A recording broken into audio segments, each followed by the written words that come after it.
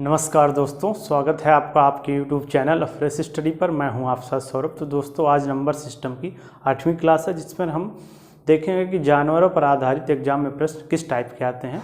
तो इस टाइप के क्वेश्चन अगर एग्जाम पर आते हैं तो आप लोग उनको कैसे सॉल्व करेंगे, उसके बारे में आज हम लोग डिस्कस करेंगे। तो यहाँ पर मैंने 2 क्वेश्चन ले रखे हैं जो अलग अलग टाइप के हैं।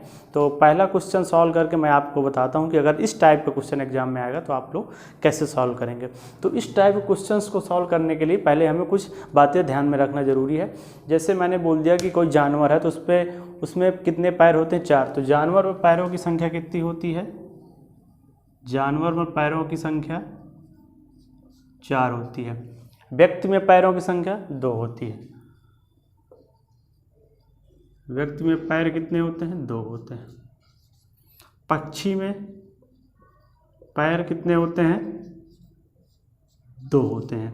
जानवर में पैरों की संख्या 4 होती है, व्यक्ति में 2 होती है और पक्षी में 2 होती है। अब सिरों की बात कर लें तो जानवर में सभी में सिर तो एक ही होता है, चाहे जो भी हो।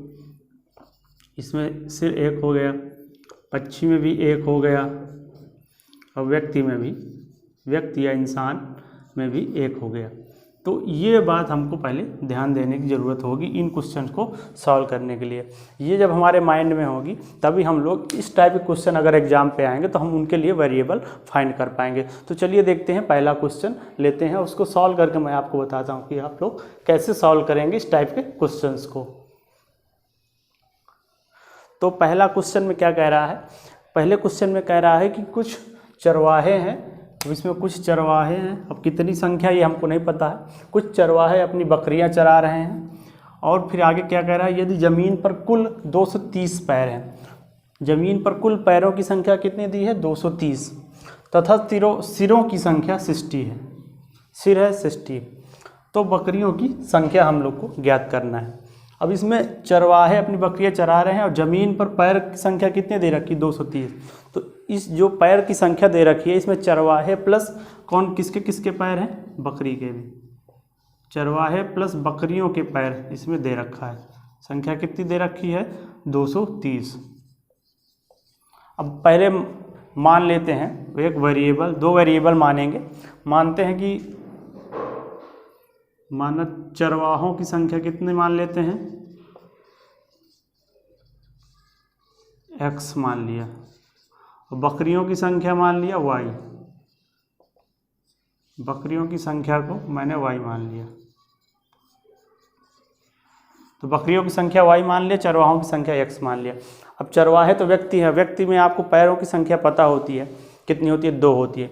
तो 2 का गुणा करेंगे और संख्या कितनी है चरवाहों की? x।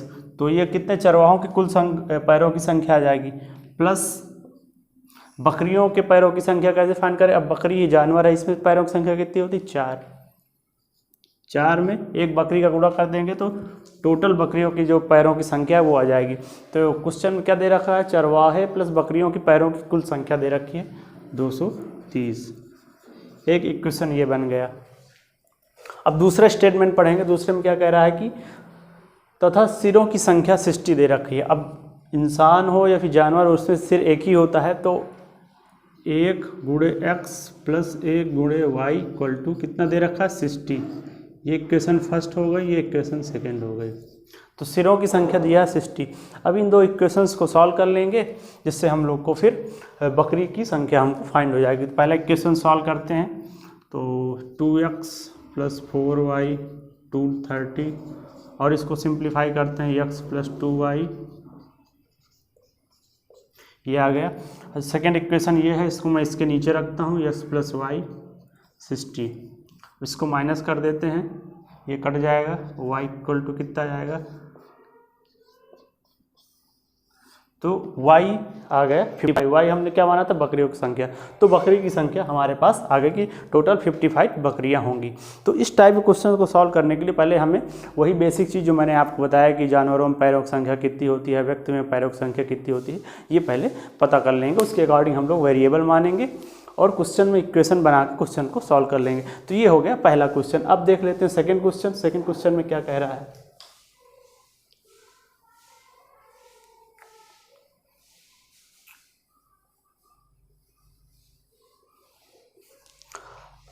अब सेकंड क्वेश्चन दूसरे टाइप का है। अब इसमें बोल रहा है एक पेड़ पर कुछ तोते बैठे हैं। तोते क्या हो गए? पक्षी।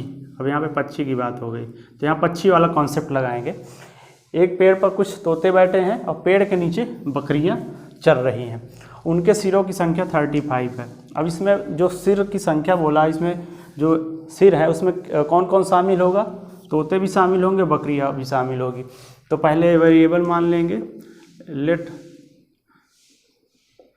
तोतों की संख्या कितने मान लेंगे? x।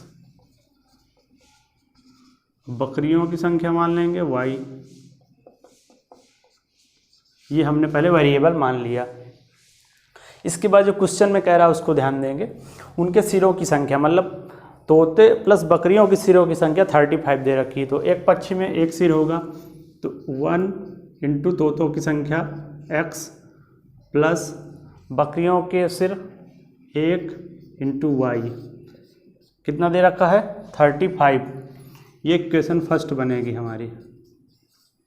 अब नेक्स्ट स्टेटमेंट पढ़ेंगे क्वेश्चन का क्या कह रहा है। और पैरों की संख्या 90 है, पैरों की संख्या 90 दे रखी है। अब पक्षी में पैर कितने होते हैं? 2। एक पक्षी में पैर होता है 2 इंटू तोतों की संख्या कितनी है? x। तो टोटल तोतों के पैरों की संख्या आ जाएगी, प्लस इसके बाद जानवर में पैरों की संख्या कितनी होती है? 4। एक जानवर में गुणे जानवर बकरियों की संख्या मैं गुणा कर दूंगा, टोटल जितने बकरियों के पैर होंगे वो आ जाएगा। तो क्वेश्चन में यही कह रहा है कि उनके पैरों की संख्या 90 दे रखी है, तो ये सेकंड इक्वेशन आ जाएगी। अब क्वेश्चन में क्या पूछ रहा है? तोतों की संख्या फाइंड करनी है। तो इन दो इक्वेशंस को सॉल्व करके हम x और y के वैल्यू फाइंड कर लेंगे, तो x जो है तोतों की संख्या वो आ जाएगी। तो इसको सॉल्व कर लेते हैं। x plus y equal to 35, equation first हो गई। सेकेंड इक्वेशन को थोड़ा सिंप्लीफाई करेंगे तो क्या आएगा? x plus 2y equal to 45। अब इसको माइनस कर देंगे, तो माइनस वाई माइनस 10। ये y की वैल्यू कितनी आ गई? 10। तो बकरियों की संख्या 10 आ गई। और तो इससे x की वैल्यू फाइंड कर लेते हैं। पहले इक्वेशन में y की वैल्यू रख देंगे, तो कितना आ जाएगी? 35 माइनस 10 25। ये x की वैल्यू आ गई, मतलब ये 25 वहाँ पे तोते बैठे हुए हैं, तो तोतों की संख्या x थी, तो x की वैल्यू 25 आ गई। तो इस टाइप के क्वेश्चंस को सॉल्व करने के लिए हम लोग यही ध्यान देंगे कि वेरिएबल्स को किस तरह मानेंगे। और ये जरूर ध्यान रखना है कि पैरों की संख्या जानवरों में कितनी होती है, पक्षियों में कितनी होती है, इंसान में कितनी होती है। ये तो नॉर्मल सी बात है, आपको पता होगी। अब देखते हैं नेक्स्ट टाइप के क्वेश्चन एग्जाम में आएंगे तो उनको कैसे सॉल्व करेंगे। ये हो गया तो जानवरों पर आधारित प्रश्न। अब देखते हैं कुछ नए टाइप के प्रश्न जो कि इंपॉर्टेंट होते हैं, अक्सर एग्जाम पर आते हैं।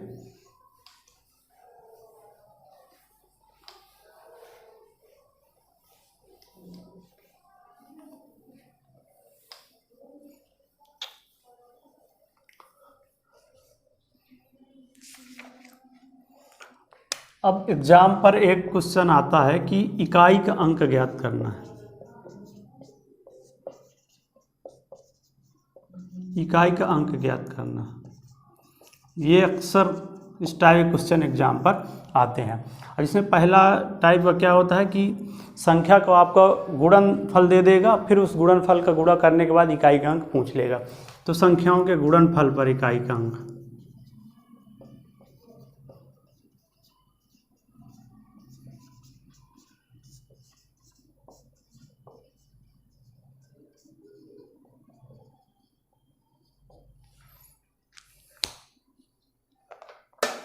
अब ये संख्याओं के गुणनफल पर इकाई का अंक, इसका मतलब क्या है? मान लीजिए आपको 7 8 5 5 4 2 9 3 5 ये दे दिया। अब इस संख्या का गुणनफल बोल रहा है, गुणनफल करिए, गुणा करिए, इसके बाद इसके इकाई का अंक बताइए। तो इस टाइप का क्वेश्चन आएगा तो हम लोग कैसे इकाई का अंक बताएंगे? तो हम इस पूरी संख्या को गुणा करने के लिए नहीं बैठेंगे, क्योंकि इतनी बड़ी संख्या गुणा करेंगे तो बहुत समय लगेगा, तब तक में क्वेश्चन बहुत समय लग जाएगा और हमारे पास समय कम रहता है क्वेश्चन को सॉल्व करने। तो इसमें इस टाइप के क्वेश्चन को सॉल्व करने के लिए हमें इकाई का अंक अगर फाइंड करना है इस इतने बड़े गुणे का, तो कैसे क्या करेंगे? इसके इकाई का अंक, इसके इकाई का अंक और इसके इकाई का अंक लेकर तीनों को गुणा कर लेंगे और इस गुणनफल में जो इकाई का अंक जो आएगा वही इकाई का अंक होगा। क्योंकि इकाई का अंक जब करते हैं गुणा तो सबसे इकाई में ही आता है, तो उसी को हम लोग गुणा कर ले, बाकी पूरी संख्या गुणा करने की ज़रूरत नहीं है। तो मैं इन तीनों संख्याओं का गुणन कर लेता हूँ, 5 2 5। तो इसका गुणा किया करेंगे तो कितना आएगा, 50 आ गया। अब इस गुणनफल में जो इकाई का अंक होगा वह इस संख्या में इकाई का अंक होगा, तो इकाई का अंक क्या आ जाएगा, 0। इस तरह। तो एक और एग्जांपल ले लेते हैं, 4 5 3 2 8 3 7 9 2। अब ये मैंने एग्जांपल ले लिया, इसमें इकाई का अंक पूछ लेगा तो क्या करेंगे, इसके इकाई का अंक ले लेंगे, इसके इकाई का अंक ले लेंगे, इसके इकाई का अंक ले लेंगे, इनका गुणा करेंगे, कितना आएगा, 3 × 3 × 2 18 आएगा। अब इसमें इकाई का अंक क्या है, 8, तो ये होगा आएगा इकाई का अंक। इस संख्या के गुणन जब गुणा करेंगे तो इकाई का अंक क्या आएगा, 8 आएगा। तो इस तरह से हम लोग अगर संख्याओं के गुणनफल का इकाई का अंक पूछेगा तो हम लोग इस तरह सॉल्व करके इकाई का अंक बता देंगे। अब मान लीजिए यहाँ पर 7 8 0 5 2 9 7 4 3 दिया हुआ है। अब इसमें इकाई का अंक पूछ लेगा तो क्या करेंगे, यदि किसी भी इन तीनों संख्या में से किसी में भी इकाई का अंक अगर 0 हो गया, जैसे इसमें 0 हो गया तो इकाई का अंक 0 हो जाएगा, क्योंकि इसमें जब इसका गुणा करेंगे तो अपने आप 0 हो जाएगा। तो अगर किसी भी इस तरह की संख्या दिया हुआ है गुणन के रूप में और उसमें भी किसी भी एक संख्या में इकाई का अंक 0 हो गया तो हम बिना गुणा किए ही लिख देंगे, इकाई का अंक क्या लिख देंगे, 0 लिख देंगे, क्योंकि यहाँ पे इकाई का अंक 0 आ गया। तो इनसे जब 0 गुणा 9 से करेंगे तो 0 हो जाएगा, फिर 3 का करेंगे तो 0 हो जाएगा।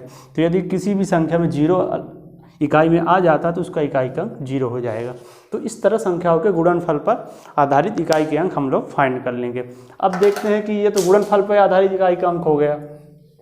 अब दूसरे टाइप में भी इकाई का अंक आपसे पूछ सकता है, उसके बारे में बात कर लेते हैं।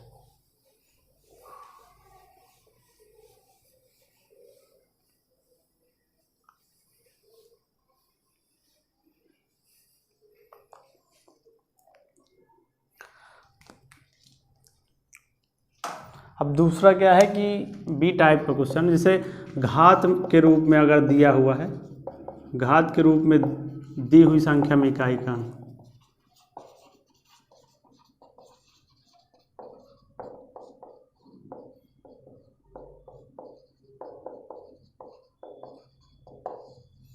घात के रूप में अगर कोई संख्या दी है तो उसमें इकाई का अंक आपसे पूछ लेगा।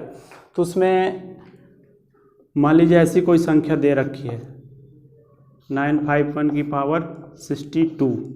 अब इससे आपको पूछ लिया कि इसमें इकाई का अंक बताइए, इसको पहले सॉल्व करिए, 951 का पावर 62 इतने बार इसको सॉल्व करिए, इसमें इकाई का अंक पूछ लेगा।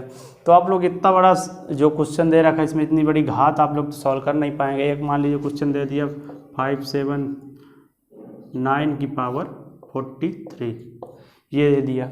तो इस टाइप के क्वेश्चन अगर आपसे एग्जाम पर आएंगे तो आप लोगों उनको कैसे सॉल्व करेंगे, इकाई का अंक कैसे बताएंगे। तो इसके लिए दो बातें ध्यान देना ज़रूरत है। यदि ये जो बेस संख्या है, जो आधार संख्या है, इसको आधार संख्या मान लेते हैं और ये घात वाली संख्या हो गई। तो आधार वाले संख्या में, यदि आधार वाले संख्या में यदि आधार संख्या में इकाई का अंक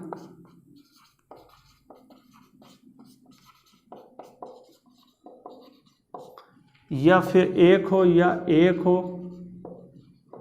या 5 हो या 6 हो, अगर इकाई जो आधार संख्या, जैसे ये आधार संख्या हो गई, इस आधार संख्या में अगर हम चेक करेंगे कि इकाई का अंक या तो 1 हो या 5 हो या 6 हो, अगर ये अंक होते हैं इकाई में, आधार संख्या में, तो घात चाहे जितनी हो उसका जो इकाई का अंक होगा, अगर 1 है तो इकाई का अंक कितना आएगा,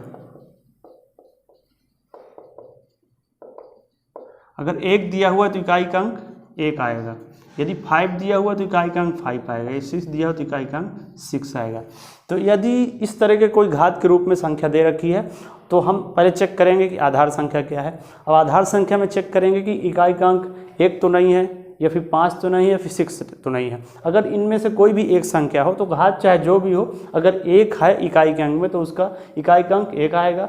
यदि आधार संख्या में इकाई का अंक 5 है तो उसके इकाई का अंक 5 आएगा। यदि 6 है तो इकाई का अंक 6 आएगा।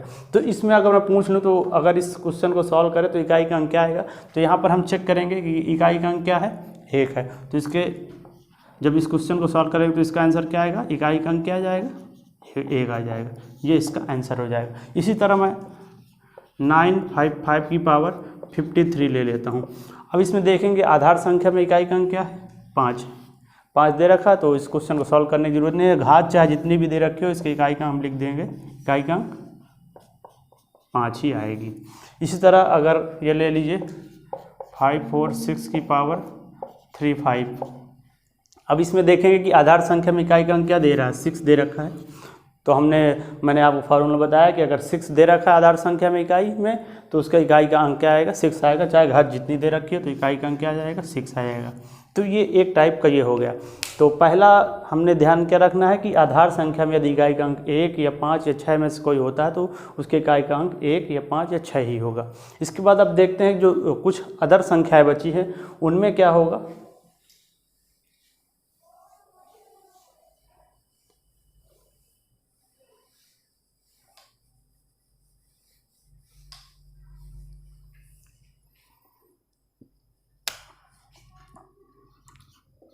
अब मान लीजिए ये संख्या दे रखी है। अब इसमें जो आधार संख्या है उसके इकाई के अंक में ना तो 1 है, ना तो 5 है, ना तो 6 है, यहाँ पे 2 दे रखा है। तो यदि आधार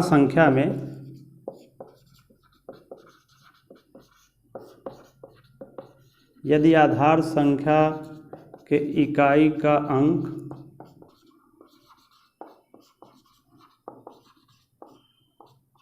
2, 3, 4, 6, 8, 9। अब 1, 5 उसमें 1, 5, 6 उसमें शामिल हो गए तो कौन सी संख्या बची। यदि आधार संख्या की इकाई का अंक 2, 3, 4 और 8 और 9 अगर होता है तो क्वेश्चन को हम लोग कैसे सॉल्व करेंगे। तो उसको सॉल्व करने के लिए एक प्रोसीजर है, उसको आप लोग ध्यान से देखिए मैं कैसे सॉल्व करूँगा। तो इसमें क्या करेंगे, सर्वप्रथम पहला स्टेप क्या करेंगे, तो इसको मैं थोड़ा साफ कर देता हूँ, फिर मैं आपको समझाता हूँ इसमें कैसे हम लोग सॉल्व करेंगे।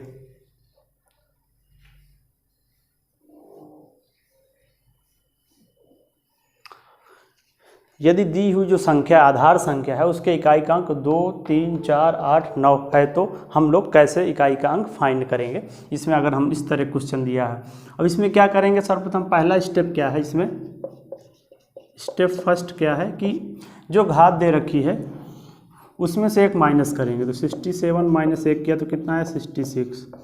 अब ये आ गया।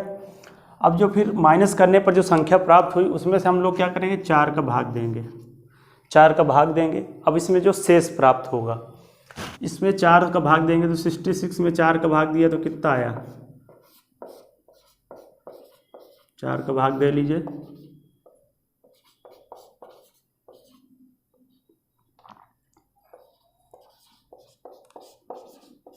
ये शेष आ गया 2। तो पहला स्टेप क्या है कि जो घात दे रखी है उसमें से 1 माइनस करेंगे तो 66 आया। फिर जो आएगा उसमें से हम लोग 4 का भाग देंगे। अब 4 का भाग देने पर जो शेष बचेगा, शेष कितना आ गया, 2। सेकेंड स्टेप क्या है, शेष आया 2, अभी आ गया शेष 2। अब जो शेष आएगा उसमें हम लोग 1 जोड़ेंगे। तो स्टेप 2 क्या है, स्टेप 2 है शेष में 1 जोड़ेंगे। तो शेष कितना आया, 2 में मैंने 1 जोड़ दिया, इक्वल टू 3। ये आ गया 3। अब स्टेप 3 क्या होगा,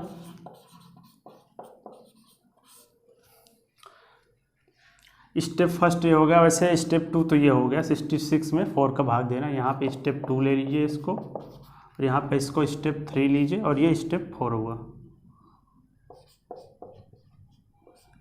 अब स्टेप 4 में क्या करना है कि जो हमको ये संख्या प्राप्त हुई है उसमें क्या करना है कि जो आधार का जो इकाई का अंक है उसको लेना है।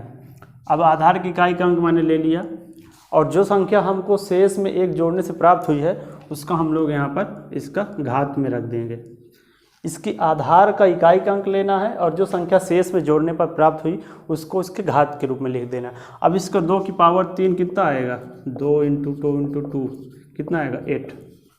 ये जो आएगा वह इकाई का अंक होगा। तो इस तरह क्वेश्चन को सॉल्व करने के लिए कि जिस संख्या के आधार संख्या की इकाई का अंक 2, 3, 4, 8, 9 हो, तो उस टाइप के क्वेश्चन को सॉल्व करने के लिए हम लोग इस तरह सॉल्व करेंगे। एक बार फिर ध्यान से सुन लीजिए।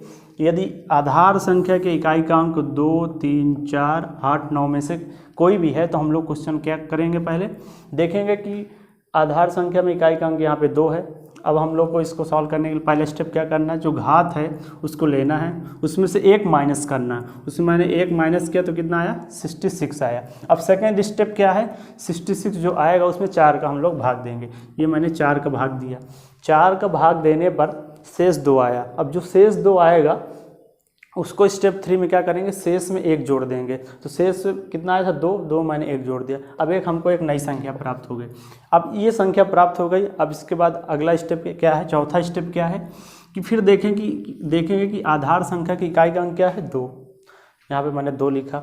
जो हमको शेष में 1 जोड़ने पर जो संख्या प्राप्त हुई वो हो गई 3, उसको घात के रूप में लिख दिया। अब इसको सॉल्व कर लिया। अब इसमें जो इकाई का अंक आ जाएगा वो जो आएगा वही होगा इस संख्या के इकाई का अंक। तो इस टाइप के क्वेश्चन को हम लोग इस तरह सॉल्व करेंगे। तो आई होप आप लोग को समझ में आ गया होगा कि जानवरों पर आधारित जो क्वेश्चन आते हैं उनको हम लोग कैसे सॉल्व करेंगे। और इस तरह की अगर गुणनफल पर आपसे पूछ ले कि इकाई का अंक कैसे ज्ञात करेंगे और संख्या के घातांकों पर पूछ ले इकाई का अंक कैसे ज्ञात करेंगे, तो मैंने आपको बता दिया है कि कैसे सॉल्व करेंगे।